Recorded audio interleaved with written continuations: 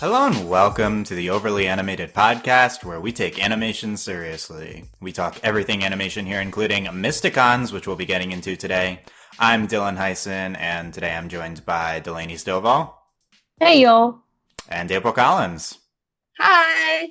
Today, Delaney, April, and I are here to talk Mysticons once again, A Walk in the Park, episode 10, that aired today on Nickelodeon, finally. We'll get into all the airing stuff in a second, but we're talking Mysticons every new episode here at Overly Animated. Check us out at overlyanimated.com or subscribe to us either on YouTube or on iTunes by searching Overly Animated Mysticons. So before we start getting into this episode 10, A Walk in the Park, briefly on the status of Mysticons airing in the US.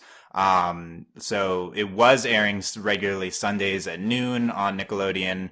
Last week it did not air, kind of got pulled from their schedule. We thought that this was Nick doing their typical move of moving a show to Nicktoons for premieres. They do this for a lot of shows, especially ones that are not produced in-house for them. So it wasn't the biggest surprise. But this week it's back at 8:30 a.m. on Sundays and is on the schedule regularly for 8:30 a.m. moving forward. So it's good news that Mysticons is back on the main network, Nick. Meanwhile, in Canada, the show premieres on YTV, and they are ahead of the US airing now. This episode 10, A Walk in the Park, aired last week, and if YTV sticks to the schedule that they have right now, they'll be airing 2 new episodes a week, including today, the 8th. So they're going to move 2 episodes ahead of the US. And then it's just going to go 1 episode more ahead every week that they keep doing the 2 new episodes. We'll see if they stick to the schedule, but I think the practical thing is it's hard you probably can't find if you're in the US, you can't find the episodes that were up in Canada unless they start putting them up on like Amazon, iTunes, that type of stuff early, which I think it was more of a mistake from last week. So we're going to be covering the US airings, we didn't really have a choice. There's no real access to the Canadian airings. So, we'll probably just be covering them on Sundays from the US airings, and we will not be spoiling the Canadian airings, although watch out for that if you're online. But this episode aired in Canada a week ago, and there was just like no sign of anything for a while. So it's probably not that big of a deal. Okay. So again, we're going to be clear with our spoiler alerts moving forward. The spoilers for episode 10 of Mysticons and before, but not beyond this. So just A Walk in the Park and before. Okay. Let's finally get into the episode. Delaney, what are your thoughts on A Walk in the Park? Well, let's briefly. Okay, so this is the Auntie Yaga, and they go to the titular park, and yeah, there you go. That's what this episode is. Because I feel like it's going to start getting confusing with a bunch of new ones out there. So, Delaney, what do you think of this episode? I liked it. I thought it was. I mean, we had some stakes. Also, like, don't injure my child, Zarya. Like, what are you doing? Yeah, I guess that's the premise of the episode. Should have said yeah, it's that. Like, rude. It was I think the best part of the episode is this more like Tasma's clearly like has her own agenda, and it's nice to see more of that. Mm-hmm. And then also like it's really weird that she just calls her brother. Yeah. Like, I'm trying to kill your friend. Like, this is like, it's really funny, but it's really weird. And then I did like the, the quote unquote twist where she's there when they finally get to her trailer or whatever, which Auntie Yaga is awesome, obviously. And that was great. Mm. I thought this was a really interesting episode. Like, I enjoyed it. I am not a big fan of the stupid love pollen nonsense because I hate that trope. But it was funny. And, like, it was fine. Like, it was pretty entertaining. And Piper was just like, I'm so done with this. Yeah. Yeah. So overall, you enjoyed it. I did enjoy it. I thought it was pretty good. I don't necessarily think it was, like, amazing. Or maybe not as great as, like, previous episodes. But, I mean, I did enjoy it. Okay. Good stuff. April, what are your thoughts on this episode? I also enjoyed this episode. It was fun. I think they were trying to do like character development with M, but it sort of like fell short, or all it did was just like play up who she is already established in the show. Enjoyed the sort of like back and forth between like Tasma and like Malveron and then like the whole group. Like I thought that was hilarious. I thought there was a lot of really funny lines in this episode. And yeah, it was good. And Auntie Yaga is the best. Like she's wonderful. Yeah. So. Okay, yeah, definitely want to see more Auntie Yaga. I assume this will be a recurring character too. But maybe I don't know. She's going to the Great Kingdom of Arizona, yeah. so Yeah, when will she be back from Arizona to rejoin the party? Yeah, I enjoyed this episode. I think that basically everything here works, which is something that I just want to track. There's a few disparate plots here, and they all work to a certain extent. I'm not the biggest fan of the Love's Breath stuff. We finally get an Arcana Malveron plot, so we'll dive into that. that's how they set it up, though. Like that was, I think, my biggest thing was like it was already kind of obvious, and they were like, "Oh, we're gonna go ahead and set up the Arcana Malveron thing for you by making it a joke at first." Like, oh. Yeah. I hated that. Yeah. I don't know. I think this isn't the worst way they could have started getting into this, and I still don't think it's going to be a super prominent thing on the show. But yeah, I like the specific scenes. Yeah, I agree. Piper was really the star of those, and I think that they're utilizing her character really well. And this episode actually, I think, was one of the best utilizations of Piper. M is this kind of another M episode, despite it being Zarya who's getting who's hurt, who's dying. Yeah, I think the M characterization's decently successful. It's definitely basic and doesn't really develop anywhere. It's just like M just needing to have like confidence in herself. I don't necessarily. It was okay. I like how it was used to further the Zarya and M bond, which I think is the highlight of the episode. That's like my number one from this is. Zarya and M's, we don't really see much of these two characters before. Right. I'm trying to talk about it without shipping for a second, but, I think that we haven't really seen these two interact that much, and they're kind of the star relationship of this episode, and one of the most well presented two character relationships in an episode that we've seen from this show. I think they really shine together. I think this checks off Zarya with every other member of the crew. I think that she is the best bonds in the group.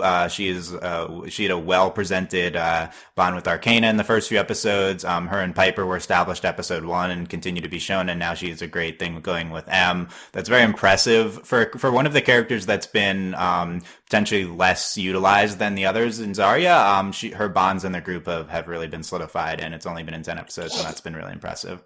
But yeah, this is also another big shipping contender here. I was definitely feeling that with the comfy couch. Oh yeah, that was great. The huggy couch, yeah. It's a unicorn. Like she has an undercut, and her animal is a unicorn. Like okay, this could apply to M in a lot of things, but yeah. Okay, yeah. I'm waiting for you to say that about Auntie Yaga too, by the way. Obvious. Yeah. Obviously. I don't even have to say it. We'll know. Yeah. She lives in a van. Yeah. I was waiting for that, yeah. But yeah, I think, for me, that's like the big highlight episode is Zarya and M. So I was enjoying that, and I don't think Tasmin is like super interesting here, but this is the start of her becoming her own thing. Like she's clearly presented as having different motivations than Dreadbane, so that's good. I like the weird, like, I think it's funny that it's like, oh, we have to go see my aunt, and then like the whole like Tasmin's like, there's not a being in this dimension. Oh crap, it's my aunt. Yeah. And then like it's so funny, like it's such a weird dynamic, like because it's like it's kind of so, in Avatar, obviously Zuko and Azula were always like and Azula's like actually like super competent and like we just straight up murder everybody. So it's just funny, like the different like dynamic, and like they just call each other. Like it's so weird. So like I did enjoy that part. And calling. Yeah, no, it's like they're just being obnoxious to each other, and it's amazing. Yeah, I guess the Zuko Zulu comparison's good. I'm surprised we haven't made that yet, but I guess Malveron's like straight into Zuko book 3. But Yeah. it's a good comparison. It's very notable how Tasmin can just call him, and it's like she's trying to kill you guys, but she can just call you. Okay. It's like next level. It's like taking the, oh yeah, I tried to kill the Avatar once, and then I'm just remembering like in Korra, like when they're in the elevator, and like, yeah, it didn't work out, and then like they're like, well, we tried to kill Korra too, and then Korra's dad's like, well. Yeah, I think so. Yeah, let's. This is like that next level. This is that we can just call and like do it whenever. Yeah, like functioning siblings, despite despite at each other's throats. Let's do a check-in on where we think Tasma is in the series. So she's presented as different motivations than Dreadbane. This is a big check mark. I still think this is a character who definitely has higher ambitions within like the scope of the series than just being the second in command villain. So where do we think we're going now, given this episode? Do we think that she's going to be the main villain, or a like mercenary figure, or a fifth Mysticon? I feel like those are our big options going forward. I want the fifth Mysticon just because, like, that's really funny. Yeah. But I don't know, like, I don't necessarily think a mercenary. Well, I don't know. I mean, she serves very like it's not like how Azula was in like book 2 of Avatar. Like so we have the overarching villain like of the series, and then like we get Azula and her little group, and they start like running into them all the time and messing stuff up. So I feel like we could be getting into that. It's just different though because we have an active villain in this series. Like Ozai wasn't really an active villain until book 3 in Avatar, and then here, and he still really wasn't that much of an active villain until really the finale. But we have Dreadbane, who is just always around, like up, like he's just like, "Hello, I want this stuff," and I'm going to yell really weird things at you. Yeah, he's just always there. So. Like I'm interested to see if we're gonna like we've had an episode where like it's just Tasma doing stuff, and then we see Dreadbane, but he's not like out and about. So maybe we'll see more of those kinds of episodes. Though Dreadbane's like he wants those codexes, but now it's like 3-1, right? So it's kind of like I don't know, like what is he gonna do? Yeah, like 3-1. He's like. Dreadbane crawling in your window, like sure they're asleep, and he's like, "Give me the codex." Like I don't know what he's gonna do. Dreadbane. Yeah, let's table that for a second. We'll get back to the Mysticon scoreboard. Yeah, I agree. April, where do you stand on Tasma's future in the series? I like her becoming a fifth Mysticon, but I honestly see her becoming more of like a main villain kind of person, like. The only like real comparison I can kind of think of is like with Star versus the Forces of Evil, how like Dreadbane's more like the Ludo, whereas like Tasma's more like a Toffee. So like she's kind of like hanging out like in the shadows I say in the shadows, but like on the sidelines, and like maybe we'll see her. But she's literally in the shadows. Yeah, well, literally, but okay, but yeah. But, like, I just see her being, like, a greater force of evil, like, in the future versus, like, Dreadbane. Like, Dreadbane's very, like clear-cut. Like, he wants the Codex pieces so he can resurrect Necrafa. Whereas, like, what is, like, Tasma's real, like, motivation for wanting the Codex pieces? Like, does she want them for the power? Does she want them, like, why does she want that power kind of thing? Like, it's more so like I feel like we're gonna like develop that more than like Dreadbane. Like I said, Dreadbane's more so like the Ludo like villain. Like he's always there, but like, and we know what his motivations are. They're very like cut and dry, but he's just like that presence that's always there kind of thing. Whereas Tasma's gonna be like a bigger like villain. Yeah. I don't know. Yeah, I agree that Dreadbane's the Ludo. I think that's clearly he's not going to be the main villain of the series moving forward. But Right. I think it's less clear to me that Tasma will be. We have to remember that there's Necropha lurking behind, and that we're kind of on a fast track to bringing her back. Like the show seems interested in doing this soon. Like we've seemingly every episode now have Malvera or have Dreadbane just talk about bringing Necropha back. So I think you have to consider how Tasma would react to that situation. And I think that's going to be the most interesting thing. Because Tasma, it seemed like last episode was not about bringing Necropha back. No. Yeah. She's got something else going on. We just don't know what that is. Like, why does she want all of the Codex pieces? Yeah, right. Seeming the way we've been presented, it's just power, but we don't really know her like motivations other than that. Yeah. Yeah. And also, I thought she was very like, yeah, she's like, soon enough, I'm just going to have these Codex pieces. And I was like, what, are they just going to like mystically and magically like give themselves to you? Like, yeah, no, if her plan worked, they would have had to give it to her to, remove the spell. Right. But it didn't work. And also I felt like she was very sort of lazy in that like attempt. Because she's like, oh, well, I can actually make her die from this. And it's like, was that not your plan in the first place? I'm really confused because... Yeah, that was a little unclear, yeah. Yeah, it was just like, were you just like toying with them? Like... Yeah, I think maybe she originally intended to step in. Maybe that shows that she's not that bad. That's maybe what that line was hinting at. That is pretty interesting.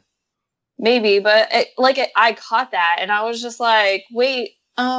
were you trying to be nice? Because like, what is the point of trying to be nice if you like, no, like I was really like put off by that. Like, why wouldn't you just like immediately do the bad thing you're going to do? Why would you attempt to be nice? Like, that's not your role. Unless you want that to be your role, then you should just become the fifth Mysticon. I think we're hinting at greater stuff with Tasma down the line, so I think it might make sense eventually.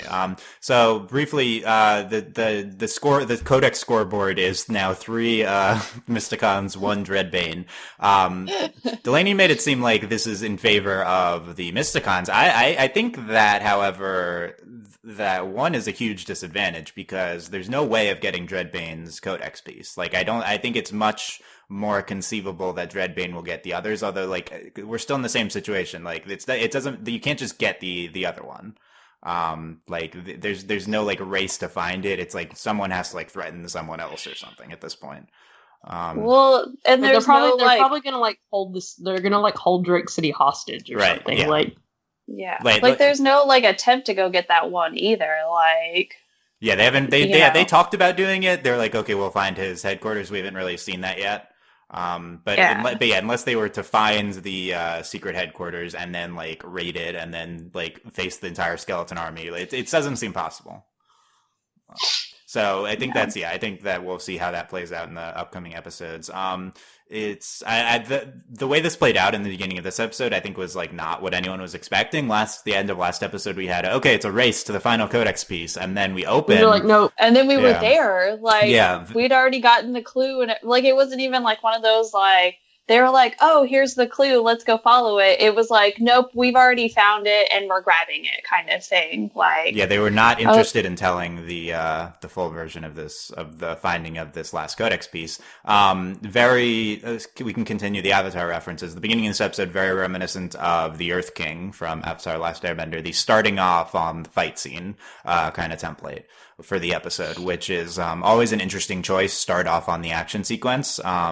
And I think that this is a good choice because I think we've seen the Finding the Codex piece story enough already, and I think that we have more interesting things to tell. Yeah, I agree. Like, I'm glad that like we just kind of like rushed through it. Like, it was better like go ahead and set it up, and then now we're just going to be in the forest running around. Yeah. What do you think? What do you think of that, April? The decision to start with the fight. I mean, I liked it in terms of setting up the rest of the story for the episode. So.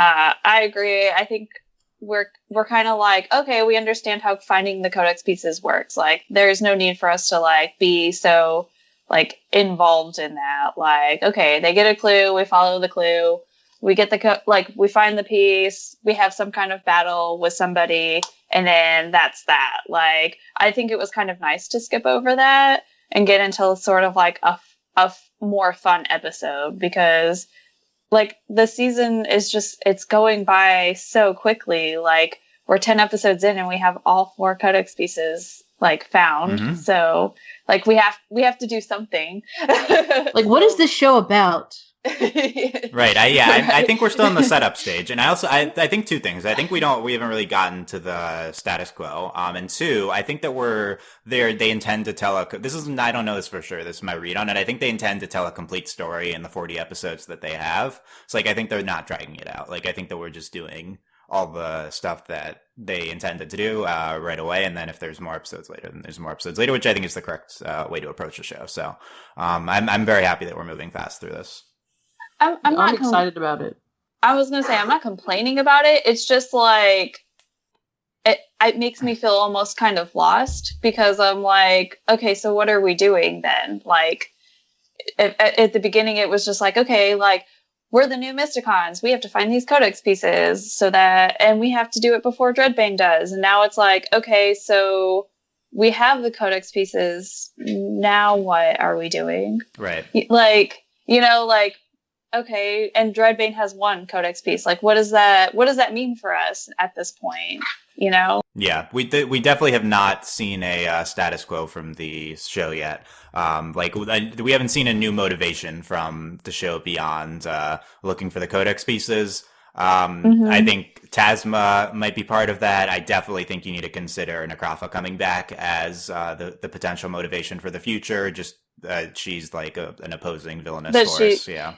But like, how's Dreadbane? I mean, the only option for that to like come to life is that either Dreadbane somehow gets the other 3 Codex pieces, or he finds another way to sort of like resurrect her. Yeah. So I think that would be interesting if he found another way, and racing to get all these Codex pieces was for nothing. Like, I think that would be a little frustrating, but I don't think it's that. We'll see. I don't think we'll see before. Yeah, we'll see not before long, but I don't think it's that hard to get the 3 remaining pieces. But from them, like I don't know, are our Mysticons like that that well established that they will never give up these Codex pieces, and they will be fully on top of things. Like, it's just a bunch of kids, and this is probably not that hard. Anyway. Well, I feel like what they might do is like Dreadbane's like, if you bring me the Codex pieces, I will like free Arcanus' parents. Yeah, there's that. Yeah. We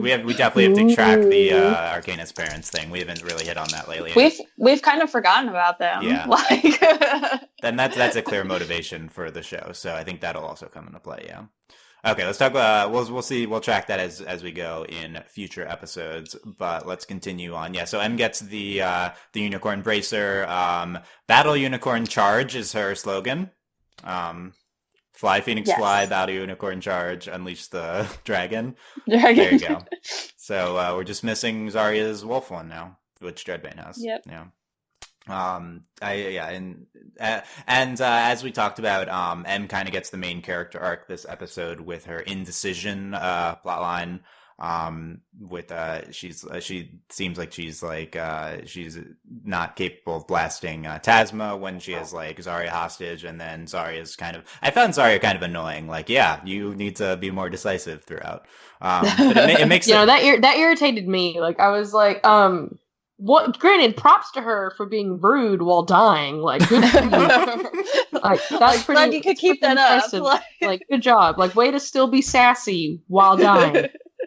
But I think it was pretty. Like, also, like, this is like a weird, like moral, like.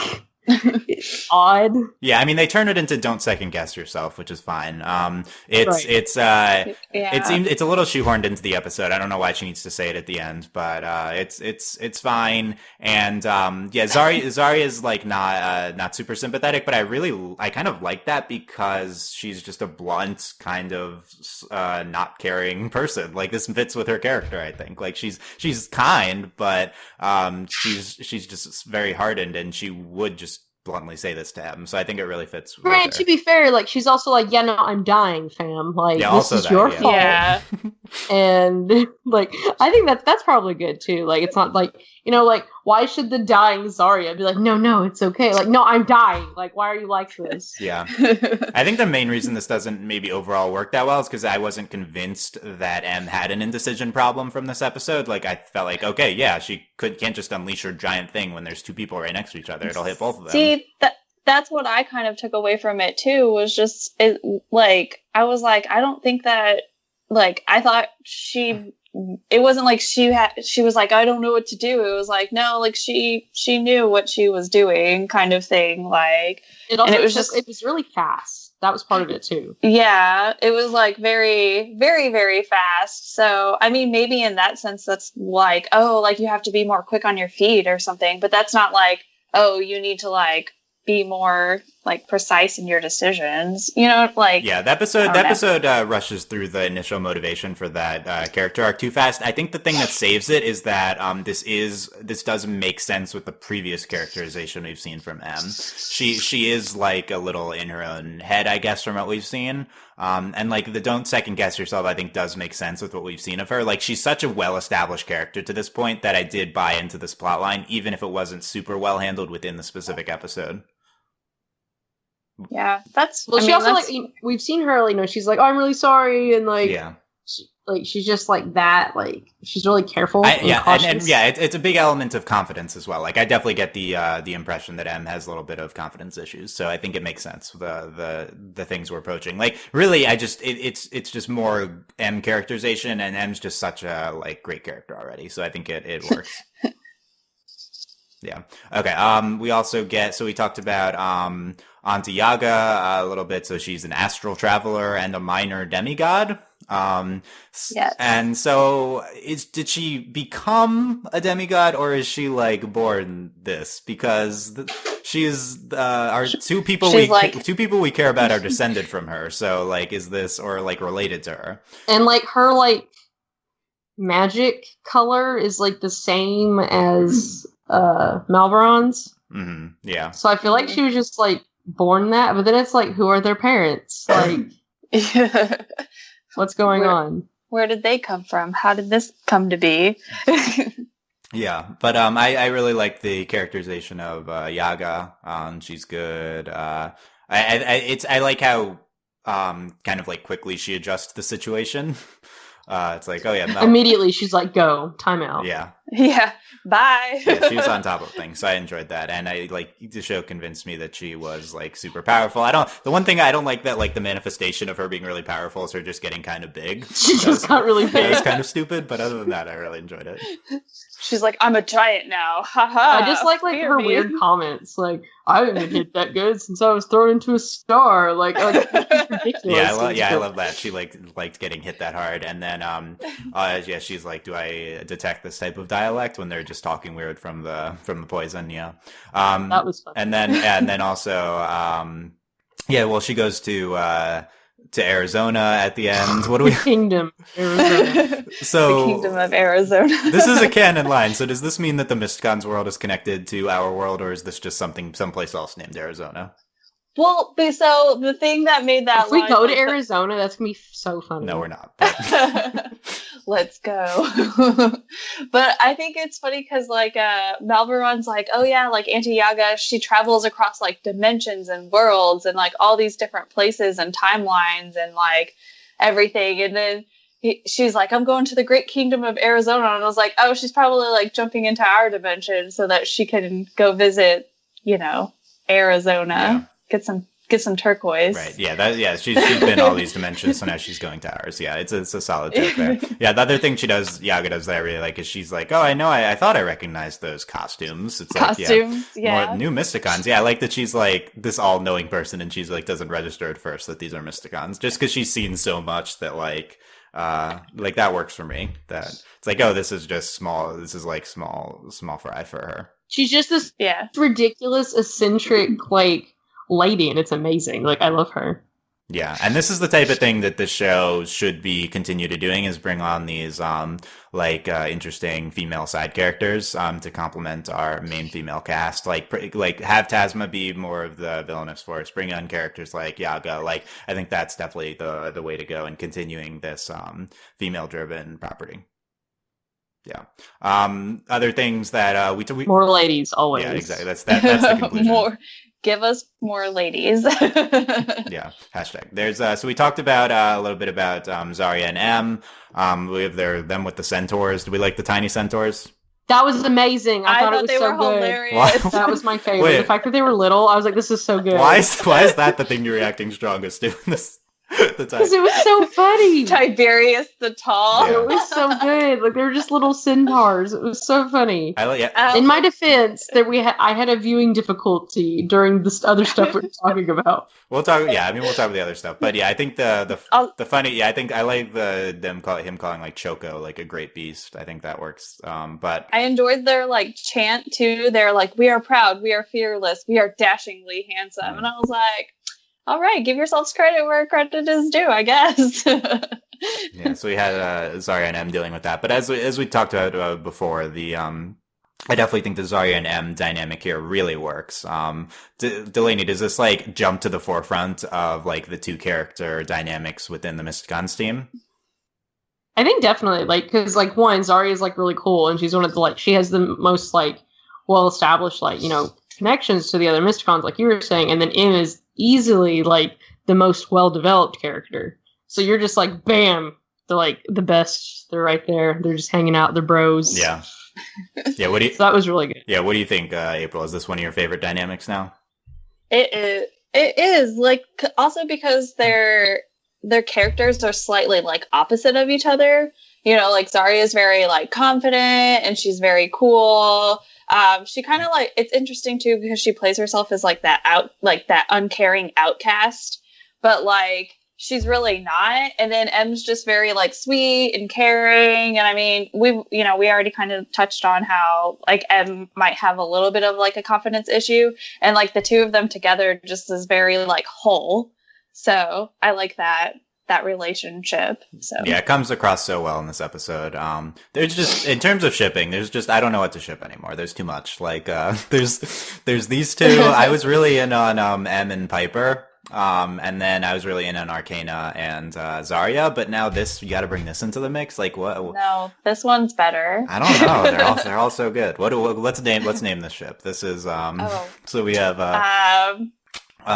Golden Wolf or Moonbraid. I think those are options. I like Moonbraid. Golden Wolf is good. Like I don't really care. It doesn't matter. Okay, so it's one of the two. Yeah. And then the other big shipping thing this episode is the Love's Breath stuff with Arcana and Malveron. So yada yada yada. They're under the effect of the flower, but then at the end, I think the big relationship development stuff is that they're kind of like, ew, that person, but then at the end they're like, oh, I would have made a great star maid, and then that was really cool. And then Arcana's like not as half as good as me. Yeah. I found that a very like tender moment between the two. Like I would have been a great partner for you, and then you like first of all we have to talk about Starmate as a thing in this world, but Starmate, yes, Starmate, yeah. The Cosmoverse.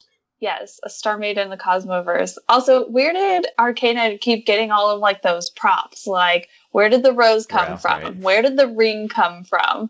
She just pulls it out, like like out of nowhere. Whips it out. Like, do you just carry that around with you? Like, I did like that she proposed to Malveron, and he was like, "That was really good. Like, that was pretty great." I did too. I wrote something about that. I was just like, yes, like why is this show so progressive? Like, yeah, that was definitely the highlight is Arcana doing the proposing. Yeah, and then Malveron like flips out. Like it was so good. Yeah, yeah, but yeah, in terms of like actual development for the two of them, we've always said clearly this is what the show's gonna pursue, this relationship, and I think that there's actual progression given that they were like, oh yeah, I could see being with you kind of at the end is basically what they say to each other. Yeah. Well, they're just doing it in a really good way. Like they're clearly not forcing them together. Like they're just like, we're here. We all know. They're trying to make it very organic, which is, I guess, it's nice, even though they're the very obvious like ship of the show. Yeah. They're trying not to do the whole like guy, girl, boom, immediately. Yeah, so which is good. Are we going to be annoyed if this becomes a canon thing? I don't think so, because like both the characters are really chill, and it's not like they're going to be like weird or like Arcana is just like too in charge for this to be like a really irritating hetero ship. Like Right. So if they make it like a feminist lens through the relationship, that'd be good. They're going to be like a power couple, so it'll be great. Yeah. What do you think, Eventually April? they'll be a power couple. But I mean, like I don't think that I would be upset if this becomes canon. Like, just it can happen. I give it permission. I suppose. April's stamp of approval. I will allow this to happen. Yeah. Well, I don't know. Like, it's just one of those things where like it's kind of obvious, but at the same time, like I can see their characters like meshing well, and as long as they do it in a very organic and nice way, because I can't think of a better word, then it'll be more enjoyable than like if they're forcing it, which they're not at this point, which is fine. So as long as they don't force it, I'm good. Yeah, I think it's been handled fine so far. I think the big thing is Malvron needs to be a real person. He hasn't really been developed at all. This was he's not a person. Yeah, he's not. He's just there. If we can have like a Malveron episode, then okay. Yeah, we're like slowly getting there with Malvron. I also think Arcana is slightly underdeveloped relative to the rest of the cast right now. So for a main character, yes, she is extremely underdeveloped. Yeah, she's very visible, but we haven't really we spent so much time on M's character traits. We've spent we had like a good Piper episode now, and Zarya has great relationships. I think we're due for a solid Arcana character motivation episode. But if we can get the characters to a place that's not bad in a vacuum. At Rice and Kari on Twitter says, well, they've exhausted an entire series worth of Arcana Malvron material, so clearly this means Arcana is endgame, right? Yes. Everyone's shipping what we call good Fae. Yeah. So it's like I feel like that's the big fandom ship right now. But okay, so I am gonna be annoyed if they just do this relationship because like if this eventually happened and then we actually like explored M and Zarya, like it'd be fine. Like if the things explored, I would like lose my mind. Right, but if it's just, I am genuinely going to be annoyed if they just explore one straight relationship. I agree. So. If there's I agree as well. Like there has to be other ones. You can't just have the single one and the most obvious one at that. Like give me something else. I will take anything else. And on the non-straight tracker for this show, as much as we praise the show for doing like it's very feminist, it's doing a lot of like great story stuff. I still have zero confidence that we would actually explore a romance between two of the Mysticons. Right? No. Yeah. I agree as well. But I will say on the other hands, like we got this episode and we've had shipping themes from like low key shipping themes between two pairs of them on previous ones, so there is some reason to hope. It's just like given the context of everything, it's just so hard to imagine that they would actually do that. I don't know, Dylan. We got 30 more episodes. Yeah, there's 30 more episodes. That's true. Yeah, just give. Like I would explode. Like I would be like, oh my god. Yeah, I'd freak out. But I'm still shook from Kurosami. Like I am still shook. I think about it. I lay in bed and think about it at night, and I like cry. Like it's still the background on my computer. It has been years, and every day I open my computer and I stare at Kurosami. Like, I would just die. That's the Mysticons finale is M and Zarya. Yep. So into the dimension. Yes. Yeah. That's what's happening. So I think my top three ships would be M Zarya, M Piper, and Zarya Arcana right now. Not necessarily in that order. I don't know what to ship the most. So there you go. M Zarya. Yeah. Yes. Also want to see when Tasma becomes the fifth Mysticon. I'm interested to hear her interacting. Ship her with everybody. Yeah, we're not clear. Yeah. So this is Steve was squicked out by the ending of this episode because if Tasma's young and Dreadbane's like eternally old, then this is weird. So this depends on like Tasma being a child or not, which is not clear. I'm also just like about it because he's a skeleton. Also, he's a skeleton. Yeah, but yeah, number one, he's a skeleton. Also, how could he? What's the rest of the list? Yeah. Also, how could he just throw away his love for Necravos so easily for Tasma's wonderful. Like, yeah. I want to be with Tasma, but at the same time, like, that's like a 1,000-year relationship that he's just going to throw away for Tasma. Like, where are his values? like he's so big, like he's so like right. absurdly large, and then like he's like a normal person. Like you can't, like I can't deal with it. Like it's so weird. Yeah, he is too big. I don't know if He's was he that big on the too flashback? big. I don't remember. I guess he was, right? Like he was just he got bigger whenever he turned into a skeleton. Is that so. yeah? I don't. But that's how that Wouldn't you get works. smaller if your skin comes off? Anyway, No, He needs to just take the necklace off and become a normal human. Oh yeah, we'll track. Yeah, we got to get into the necklace and stuff. Yeah, not clear on any of that. So yeah, I don't know the ending. Yeah, I guess that was kind of funny. The macaroni to the cheese is like that was so stupid. It's really stupid. Like it's funny, but it's stupid. Yeah, it was really stupid when the fact that they used it twice too. That's what Like gets that was me. the best part. Yeah. I think there's an argument that it was really well done if we react this strongly to being really stupid. So, yeah. The best part though is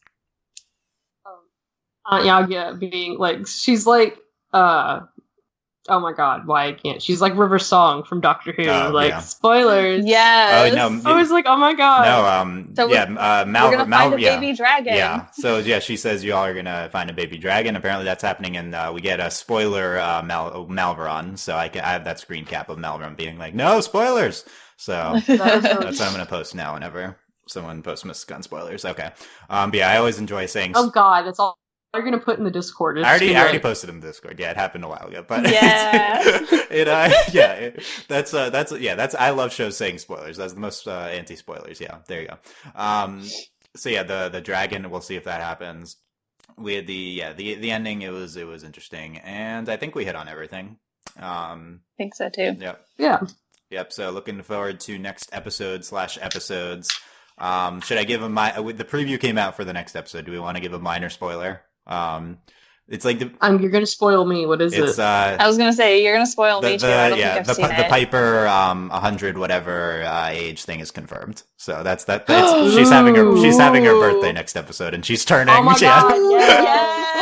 Yes. So that's what we're getting into. I'm about. Yeah, this. I think that's what I'm ready for this. So. Yeah, so we'll see. Birthday. Those are potentially airing today, so we'll see what happens. Potentially in Canada, and not here, but yeah. Lot to get into with future Mysticon stuff. So, make sure to subscribe to us to not miss any more YouTube or on our Mysticon specific iTunes feed, overlyanimated.com. Any final thoughts before wrap up, by the way?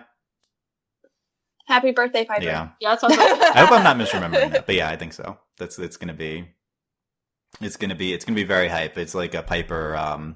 I don't know if it's the next one or the one after, but it's a Piper like a non-plot episode. By the way, no magic hour in this episode. Oh, yeah, right. that's true. Wait, will it be as lit as Arcana, like ruining her brother's life? Oh, it won't be as petty as that, right? Like I can't. That is still the best. That's impossible. The episode is actually Gawain spoiling Piper's birthday as Not a way allowed. to get back. Yeah. That's not allowed. Where's our Gawain solo episode? We're waiting for that, right? Yes. Gawain alone. We need. Okay, he had like his alone. umbrella. They like knocked the skeletons. Like it's totally normal at this point. Like yeah. We're just used to this. Yeah, Gawain was prepared. Okay, so overlyanimated.com for all that. Find us on chat with us on Discord about Mysticons. Mysticons, one of probably our most active Discord channel. Everyone's there for Mysticons. So overlyanimated.com/Discord, text chat with that. Support us via Patreon, patreon.com/overlyanimated. Thanks to our current patrons, special patron of the podcast, Beatrice, aka Beatrice Strange, and thanks as always to our patron executive producers, John, Ryan, Steve, Alex, and Andy. Way too many podcasts coming up this week, including the return of Voltron and Ruby later in the week, and I don't know. I did a tweet with everything that's happening, and Little Witch Academia, Rick and Morty. Yeah, and there's even more than that also. And oh yeah, if you're looking for a My Little Pony movie review, that's happening via Beatrice hosted later this week. So look for that all at overlyanimated.com. It's all happening, and we'll probably be back to discuss the next Mysticons episode next week, but always asterisk on whenever the show is airing. So, yeah, back on Nick at 8:30. Woo! Early morning Mysticons. Woo! Yeah. We'll get Magic Hour is apparently 8 a.m. now. That's the new time. Magic hours. that should have been the line earlier. It's 7 o'clock for me. 7 a.m. I feel you. 7 a.m. Magic Hour. Yep. I think that's the true Magic Hour. Okay. Anyway, let us know what you thought of this episode. Comments on YouTube or overlyanimated.com. Thank you very much for listening. We will see you next time. Bye. Bye. Bye.